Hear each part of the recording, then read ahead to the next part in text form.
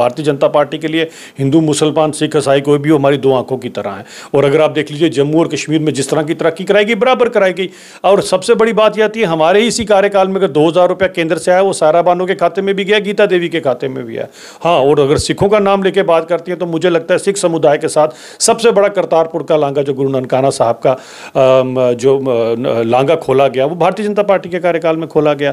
नमस्कार, आप देख रहे हैं यूनिवर्सल न्यूज टाइमलाइन। आपको बताएं कि 10 साल बाद जम्मू कश्मीर में विधानसभा चुनाव हुए, जिसके परिणामों की बात करें तो 8 अक्टूबर को जो है उसके परिणाम निकले, जिसमें भाजपा ने 29 सीटें और नेशनल कॉन्फ्रेंस की बात करें उन्होंने 42 सीटें और कांग्रेस की बात करें तो 6 सीटें और निर्दलीय उम्मीदवारों की बात करें तो 7 सीटें जो है उन्होंने भी ली। तो आपको बता दें कि अभी बात यह चल रही है कि प्री पोल अलायंस जो है एनसी और कांग्रेस का तो पहले से हो चुका था। अब आज ये बात चली है कि जम्मू कश्मीर के अगले जो होने वाले सीएम होंगे वो होंगे उमर अब्दुल्ला। लेकिन अगर भाजपा की बात करें तो साफ तौर पर भाजपा ने कहा था कि जम्मू कश्मीर का सीएम जो है वो डोगरा सीएम होगा और 50 पार की बात भी जो है वो भाजपा ने की थी। तो चलिए इसी सिलसिले में आज हमारे साथ खास बातचीत में मौजूद है अभिजीत जसरोटिया जो कि प्रवक्ता है भाजपा से, तो इनसे बातचीत करेंगे आज इसी मुद्दे पर। सर, क्या लगता है उमर अब्दुल्ला, उनका नाम चल रहा है नेक्स्ट टू बी सीएम, तो उमर अब्दुल्ला अगर सीएम बनते हैं, क्या जम्मू कश्मीर में युवाओं की बात या जम्मू कश्मीर के रोजगार की बात करें या जम्मू कश्मीर को बैलेंस, मतलब जैसे कि उनके बयान जो है काफ़ी ज़्यादा निकल के उन्हीं की पार्टी के कार्यकर्ताओं के निकल के सामने आ रहे हैं, बैलेंस में जो है वो जम्मू कश्मीर को लेकर चलेंगे? देखिए, चलना चाहिए, चलेंगे या नहीं चलेंगे। अब पुरानी कार्यकर्दगी के ऊपर जाएं तो हमें पता है जितनी पॉलिटिकल पार्टीज पुरानी वाली रही हैं सभी एक ही आंख से देखा करती थी। कम से कम भारतीय जनता पार्टी ने ये प्रूव कर दिया कि हम सबका साथ सबका विकास के मंत्र के ऊपर यकीन रखते हैं और हमने जम्मू कश्मीर दोनों के अंदर बराबर की तरक्की करवाई है। अब देखते हैं ये आने वाले समय पर क्या करते हैं, क्योंकि अब पिछले अगर ट्रैक रिकॉर्ड के ऊपर चलें तो मुझे लगता है कि अगर उनके अकॉर्डिंग अगर आप बात करते हैं तो ऐसा कुछ हुआ नहीं आज तक। एक ही हिस्से के साथ इन्होंने जो इंसाफ किया है और जम्मू तो कहीं ना कहीं पीछे रहा ही। और जम्मू वालों के साथ, क्योंकि अभी आप डोगरों की बात करें तो जम्मू के डोगरों के साथ, और मैं जब डोगरों की बात करता हूं तो मैं कैटेगोरिकली सभी डोगरों की बात करता हूं। उसमें डोगरा मुस्लिम भी आते हैं, डोगरा हिंदू भी आते हैं, डोगरा सिख भी आता है, डोगरा पहाड़ी भी आता है, डोगरा गुज्जर बकरवाल भी आता है, सभी के सभी डोगरों की बात करता हूं मैं। तो बात यह आती है कि अगर पिछले ट्रैक रिकॉर्ड से चलें तो 51-52 से लेके हमारे साथ तो नाइंसाफियां ही होती रही हैं। 51-52 की पहली असेंबली अगर आप देख लीजिए तो 1.5 लाख की पॉपुलेशन जम्मू की ज़्यादा थी, कश्मीर की हमसे 1.5 लाख कम थी, 1.5 दर्जन ज़्यादा सीटें वहाँ पर दी गई।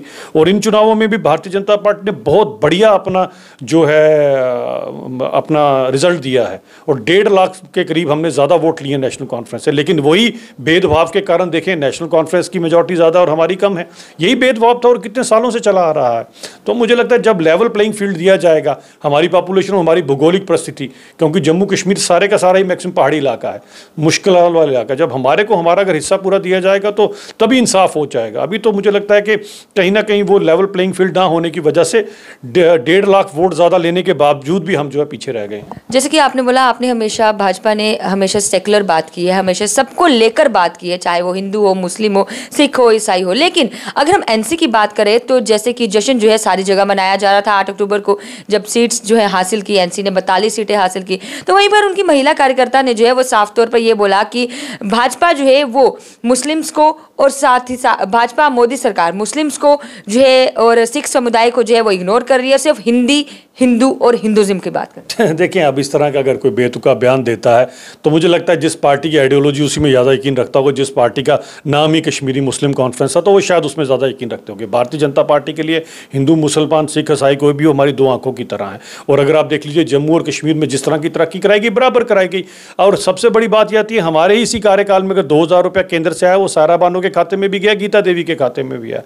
हाँ, और अगर सिखों का नाम लेके बात करती है तो मुझे लगता है सिख समुदाय के साथ सबसे बड़ा करतारपुर का लांगा जो गुरु ननकाना साहब का जो लांगा खोला गया वो भारतीय जनता पार्टी के कार्यकाल में खोला गया। वीरवाल दिवस जो शहादत के ऊपर गुरु गोबिंद सिंह जी के साहबजादों की शहादत के ऊपर जो बनाया गया, वो आज पूरी दुनिया को आज पता लगा कि क्या इतिहास था, कितनी शूरवीर कौम है जो सिख समुदाय, कितना शूरवीर लोग हैं।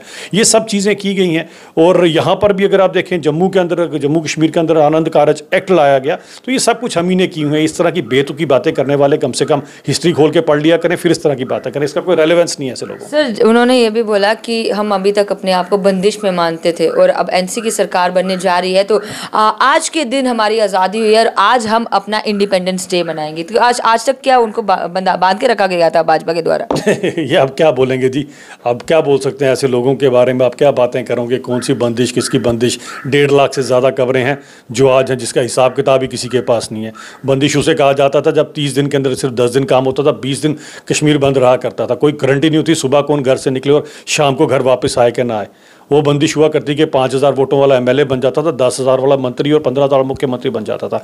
आज तो लाखों वोट लेना पड़ रहे हैं और मुख्यमंत्री बनने के लिए 2-2 जगहों से खड़ा होना पड़ रहा है। इसे बंदिश कहा जाता है, इसे जमहूरियत कहा जाता है, और जमहूरियत को इसी को तभी अमली जमा पहनाया जाता है इन सब चीज़ों के अंदर। 3 टायर सिस्टम रिस्टोर किया जाता है। अब कोई कुछ भी बोले, जिन्हें पता ना हो इन सब चीज़ों का, तो ऐसे लोगों को बोलने दीजिए, आप भी इग्नोर किया करें ऐसे लोगों। तो उमर अब्दुल्ला की बात करें, आज जैसे कि मीटिंग की गई श्रीनगर में, इसमें साफ तौर पर उनका नाम चला कि वो अब चीफ मिनिस्टर के कैंडिडेट में होंगे। तो क्या लगता है आपको, चीफ मिनिस्टर के कैंडिडेट में होंगे, लेकिन साथ साथ एक बड़ी अपडेट आ रही है कि अगर चीफ मिनिस्टर बन भी जाते हैं लेकिन वो इंडिया के पहले ऐसे चीफ मिनिस्टर होंगे और पहली ऐसी स्टेट होगी जिसमें वो सबसे वीकेस्ट चीफ मिनिस्टर जो है वो बनेंगे। देखें, बात ऐसी नहीं है, उनके पास तो काफ़ी ज़्यादा काम है करने वाले। बाकी इंसान अपने काम से, अपने कार्य से जाना जाता है, किसी के कहने से क्या होगा क्या नहीं होगा। आपकी बयान जो है ओवैसी ने दिया है। अरे ओवैसी साहब तो कुछ भी बोलते रहते हैं। मुझे लगता है कि अगर आपकी नीयत और नीति लोगों की काम करने वाली है तो वीक इंसान भी बड़ा स्ट्रांग होता है, और अगर आपकी नीयत और नीति काम करने के लिए तो स्ट्रांग आदमी वीक हो जाता है। तो मुझे लगता है आपकी नीति होनी चाहिए काम करने के लिए, and action should speak louder than words. Sir, आखिरी सवाल रहेगा, क्योंकि सरकार जो है वो एनसी और कांग्रेस जो है वो बनाने जा रही है, 1 या 2 दिन में वो जो है वो लेफ्टिनेंट गवर्नर के पास पहुंच जाएगी। तो जैसे कि पहले ही ऐसे बयान निकलकर सामने आ रहे हैं उनके, जैसे कि अगर हम अपनी हिंदी समुदाय के लिए वो ऐसे बयान निकल के सामने आ रहे हैं, और प्रायोरिटी की बात करें तो अपने समुदाय को जो है ज़्यादा देते हुए निकल कर आ रहे हैं, जो कि उनकी तरफ से, जो बयानों की तरफ से निकल कर आ रहा है। तो भाजपा की तरफ से क्या कुछ जवाब रहेगा उनको, एज ए प्रवक्ता आप उनको क्या कुछ जवाब देना चाहेंगे? क्योंकि हमेशा से जो है, अगर एनसी की बात करें तो एनसी ने जो है एक तरफा बात की है, जो कि अभी भी बयानों से निकलकर जो है वो सामने आ रहा है। मैं ऐसे लोगों को जवाब नहीं देना चाहता जी, क्योंकि मैं खुद बड़ा सेकुलर सा आदमी हूँ। मैं ऐसे लोगों को जवाब देना नहीं चाहता, और मुझे लगता नहीं उनके इस सवाल को किसी ने सीरियस भी लिया होगा। बोलने तो उनको जो बोलते हैं, ये तो लोग जानते हैं अच्छी तरह से कि भारतीय जनता पार्टी जो है वो सभी के साथ इंसाफ करती है। इनके ऐसे बेतुके बयानों से क्या फ़र्क पड़ता है, बोलने दीजिए जो बोलता है। यहाँ पर तो सबसे बड़ी बात है, इतना बड़ा हिंदुस्तान है, और पूरे हिंदुस्तान के अंदर जब भारतीय जनता पार्टी का सबसे बड़ा कार्यकर्ता यहाँ पर काम करता है तो सभी के लिए काम करता है। ऐसे लोग जब इस तरह के बयान करते हैं, एक समझदार इंसान हमेशा कहेगा कि ये बेकार की बात है, कोई सीरियस नहीं लेगा उनको। नेशनल कॉन्फ्रेंस के पीएल शर्मा, जब उनको मैंडेट नहीं दिया गया तो उन्होंने नेशनल कॉन्फ्रेंस को जो है अलविदा कर दिया और निर्दलीय उम्मीदवार के तौर पर इंदरवल से वो लड़े, और आज उन्होंने वापस जो है नेशनल कॉन्फ्रेंस का दामन थाम लिया। ठीक है जी, अगर किसी ने जीत कर कोई जा रहा है कहीं पर, अपनी अपनी आइडियोलॉजी है, उनको लगता होगा कि उनका पार्टी में उसमें ज़्यादा उनका, और इस समय तो वैसे भी जो ज़्यादातर लोग होते हैं देखते हैं कि हवा का रुख किस तरफ का है, तो मुझे लगता है उसी तरफ लोग छलांग लगा लेते हैं। तो लगाने दीजिए छलांग, उनको देखते हैं क्या करते हैं। सर, नेशनल कॉन्फ्रेंस के फारूक अब्दुल्ला ने साफ तौर पर ये कहा था कि जैसे ही उनकी सरकार बनती है, पहले कैबिनेट में जाकर, जैसे वो पहले कैबिनेट में जाएंगे और सबसे पहले जो है वो रिस्टोरेशन ऑफ स्टेटहुड की बात करेंगे। क्या आपको लगता है नेशनल कॉन्फ्रेंस जो है जम्मू कश्मीर की जनता को स्टेटहुड जो है वो वापस दे पाएगी? देखिए, मुझे लगता है इससे ज़्यादा इंपॉर्टेंट ये है कि स्टेट को यूटी में क्यों कन्वर्ट करना पड़ा। मुझे लगता है वो ज़्यादा इंपॉर्टेंट है, और सबसे बड़ी बात ये है कि वो जो स्टेट थी उससे ये यूटी लाख दर्जे अच्छी है। वो स्टेट को तो मैं कभी स्टेट मानता नहीं था, उसे मैं बनाना रिपब्लिक माना करता था। और अगर अंग्रेजी के कुछ वर्ड्स हैं जैसे ककिस्टोक्रेसी और एरिस्टोक्रेसी के बाद प्लूटोक्रेसी, ककिस्टोक्रेसी, प्लूटोक्रेसी व एरिस्टोक्रेसी, वो उस टाइप की यहाँ पर गवर्नमेंट चल रही थी, भाई भतीजावाद चल रहा था। हालत यहाँ पर ये थी कि मैं अगर आपको थोड़ा सा इतिहास में ले जाऊँ, 60-65 के या 70 के दशक के अंदर सबसे बेस्ट इंडस्ट्री जम्मू कश्मीर के अंदर आई थी, सबसे बेस्ट इंफ्रास्ट्रक्चर था। आपकी मुट्ठी में एक फैक्ट्री हुआ करती थी जिसे चमड़े की फैक्ट्री कहा जाता था। उसके बाद अगर आपको याद होगा, विल्लो फैक्ट्री हुआ करती थी कश्मीर के अंदर। फिर आपको याद होगा मीरा साहब में रोजन टर्पेंटाइन की फैक्ट्री हुआ करती थी। HMT कश्मीर में होती थी जिसमें हज़ारों लोगों को नौकरी दी गई थी। इतनी सारी फैक्ट्रीज, इंफ्रास्ट्रक्चर, इतना पैसा जम्मू कश्मीर के अंदर, किसी भी सरकार ने जम्मू कश्मीर में पैसा लगाने में कभी वो कोई कोताही नहीं बरती है, हमेशा लगाया गया। वो फैक्ट्रियां का कहाँ गई सारी की सारी? कभी इनसे पूछा किसी ने?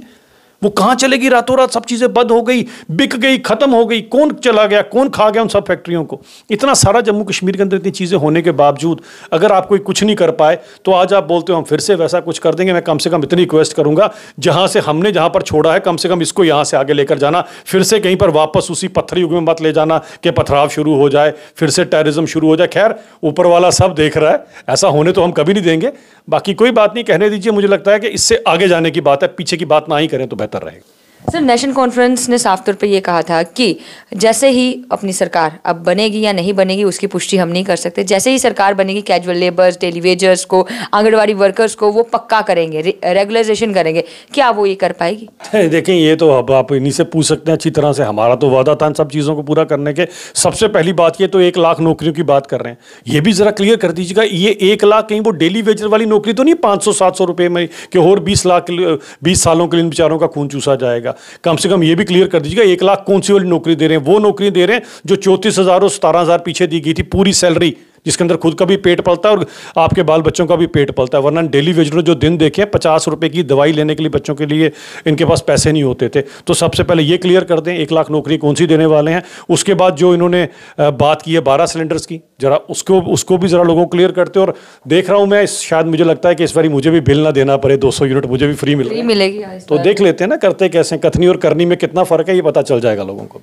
तो इस समय हमारे साथ खास बातचीत के लिए मौजूद है अभिजीत जसरोटिया जी, जो कि भाजपा के प्रवक्ता है और साफ तौर पर यही कहा कि एनसी की सरकार बनती है और कथनी और करनी में कितना फर्क है वो तो सरकार बनने के बाद ही पता चलेगा।